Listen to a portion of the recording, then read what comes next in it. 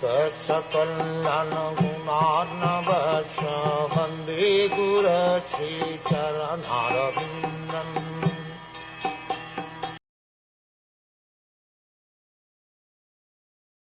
Lord Brahma said, "O my Lord, today, after many, many years of penance, I have come to know about you. Oh, how unfortunate the embodied living entities are that they are unable to know your personality. My Lord, you are the only knowable object because there is nothing supreme beyond you. If there is anything supposedly superior to you, it is not the absolute. You exist as the supreme by exhibiting the creative energy of matter. The highest peak of the ignorance of the living entities who are conditioned by material bodies is that they are unaware of the supreme cause of the cosmic manifestation. Different people have different theories regarding the supreme cause, but none of them are genuine. The only supreme cause is Vishnu, and the intervening impediment is the illusory energy of the Lord.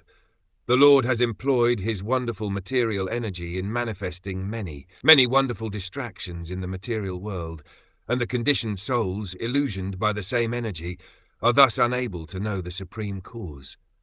The most stalwart scientists and philosophers, therefore, cannot be accepted as wonderful. They only appear wonderful because they are instruments in the hands of the illusory energy of the Lord. Under illusion, the general mass of people deny the existence of the Supreme Lord and accept the foolish products of illusory energy as supreme. One can know the supreme cause, the personality of Godhead, by the causeless mercy of the Lord, which is bestowed upon the Lord's pure devotees like Brahma and those in his disciplic succession. By acts of penance only was Lord Brahma able to see the Garbhodakashayi Vishnu, and by realization only could he understand the Lord as he is.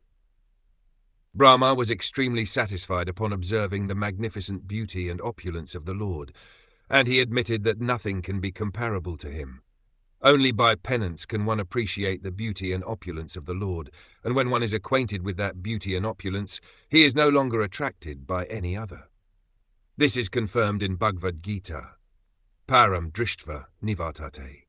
Foolish human beings who do not endeavor to investigate the supreme beauty and opulence of the Lord are here condemned by Brahma. It is imperative that every human being try for such knowledge, and if anyone does not do so, his life is spoiled. Anything that is beautiful and opulent in the material sense is enjoyed by those living entities who are like crows. Crows always engage in picking at rejected garbage, whereas the white ducks do not mix with the crows. Rather, they take pleasure in transparent lakes with lotus flowers, surrounded by beautiful orchards. Both crows and ducks are undoubtedly birds by birth, but they are not of the same feather.